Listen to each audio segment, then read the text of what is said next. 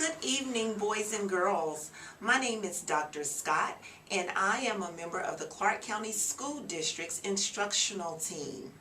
I am here this evening to read to you Stellaluna as your bedtime story. So I hope that you enjoy it. This is one of my favorite books that I've shared with many of my students throughout the years. This is Stellaluna by Janelle Cannon.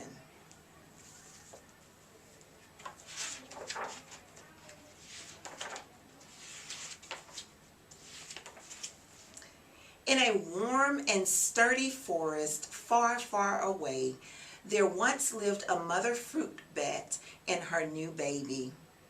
Oh, how Mother Bat loved her soft, tiny baby. "I'll name you Stellaluna," she crooned. Each night, Mother Bat would carry Stellaluna clutched to her breast as she flew out to search for food.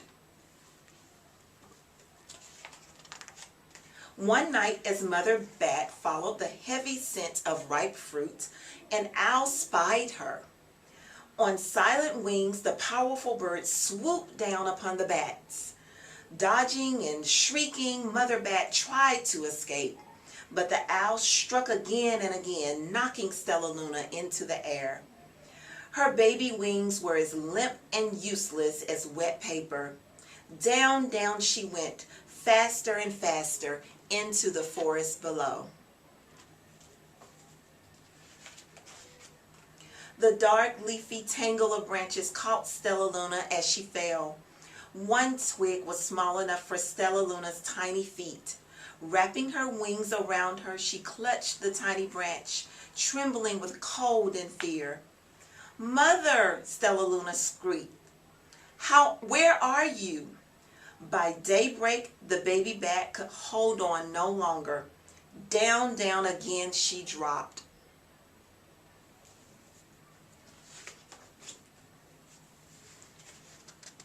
Flump! Stellaluna landed headfirst in a soft, downy nest, startling the three baby birds who lived there. Stellaluna quickly clambered from the nest and hung out of sight below. She listened to the babble of the three birds. "What was that?" cried Flap. "I don't know, but it's hanging by its feet," chirped Flitter. "Shh! Here comes Mama," hissed Pip.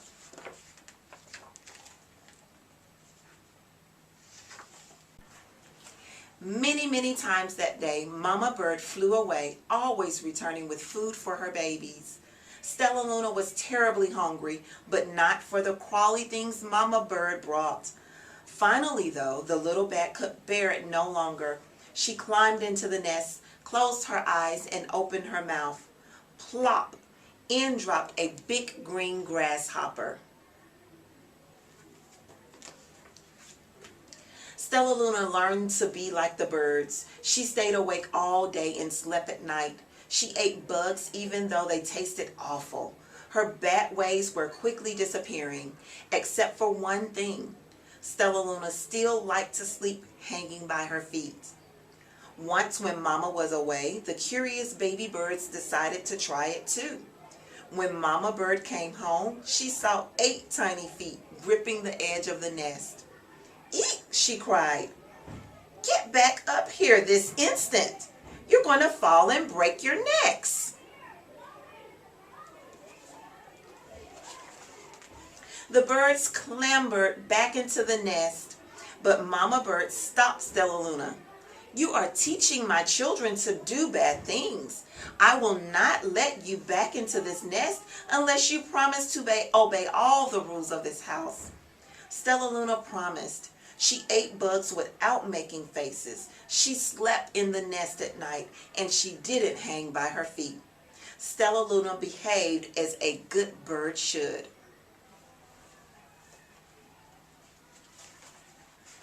All the babies grew quickly. Soon the nest became crowded. Mama Bird told them it was time to learn to fly. One by one, Pip, Flitter, Flap, and Stellaluna jumped from the nest. Their wings worked. "I'm just like them," thought Stellaluna. "I can fly too."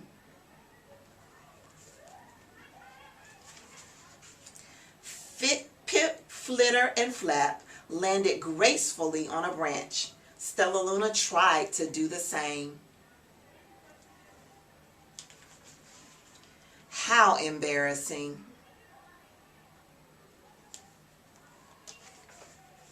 I will fly one day, Stellaluna told herself. Then no one will see how clumsy I am. The next day, Pip, Flitter, Flap, and Stellaluna went flying far from home. They flew for hours, exercising their new wings. The sun is setting, warned Flitter. We had better go home or we will get lost in the dark, said Flap. But Stellaluna had flown far ahead and was nowhere to be seen. The three anxious birds went home without her.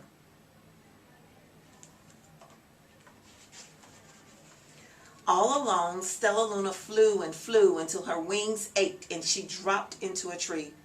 I promised not to hang by my feet, Stellaluna sighed, so she hung by her thumbs and soon fell asleep. She didn't hear the soft sound of wings coming near.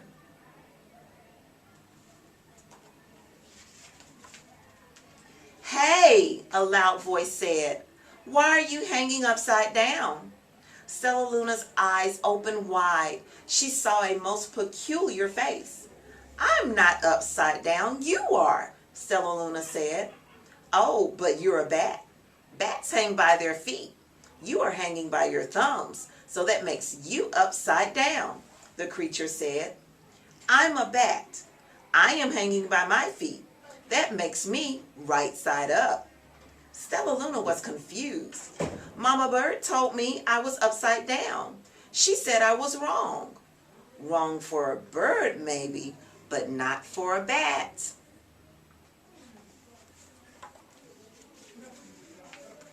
More bats gathered around to see the strange young bat who behaved like a bird. Stellaluna told them her story. You ate bugs, stuttered one. You slept at night, gasped another. How very strange, they all muttered. Wait, let me look at this child. A bat pushed through the crowd. An owl attacked you? She asked. Sniffing Stellaluna's fur, she whispered, you are Stellaluna. You are my baby. You escaped the owl, cried Stellaluna. You survived? Yes, said Mother Bat as she wrapped her rings around Stellaluna. Come with me and I'll show you where to find the most delicious fruit. You'll never have to eat another bug as long as you live. But it's nighttime, Stellaluna squeaked. We can't fly in the dark or we will crash into trees. We're bats, said Mother Bat. We can see in darkness. Come with us. Stellaluna was afraid, but she let go of the tree and dropped into the deep blue sky. Stellaluna could see. She felt as though rays of light shone from her eyes. She was able to see everything in her path. Soon the bats found a mango tree and Stellaluna ate as much of the fruit as she could. I'll never eat another bug as long as I live, cheered Stellaluna as she stuffed herself full. I must tell Pip, Flitter, and Flap.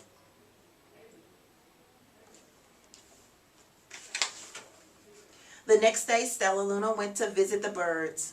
Come with me and meet my bat family, she said. Okay, let's go, agreed Pip.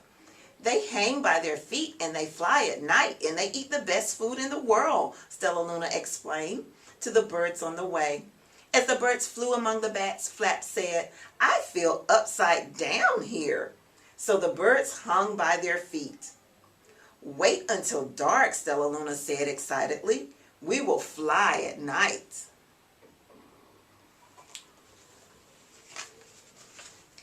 When night came, Stellaluna flew away. Pip, Flitter, and Flap leapt from the tree to follow her. I can't see a thing, yelled Pip. Neither can I, howled Flitter. Oh, shrieked Flap.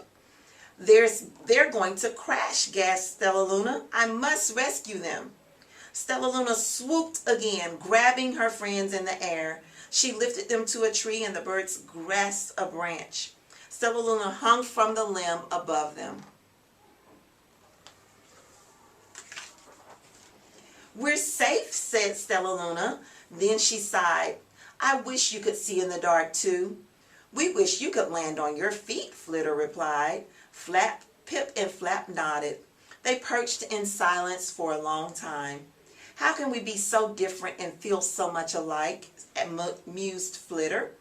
"And how can we feel so different and be so much alike?" wondered Pip. "I think it's quite a mystery," Flap chirped. "I agree," said Stellaluna. "But we're friends, and that's a fact."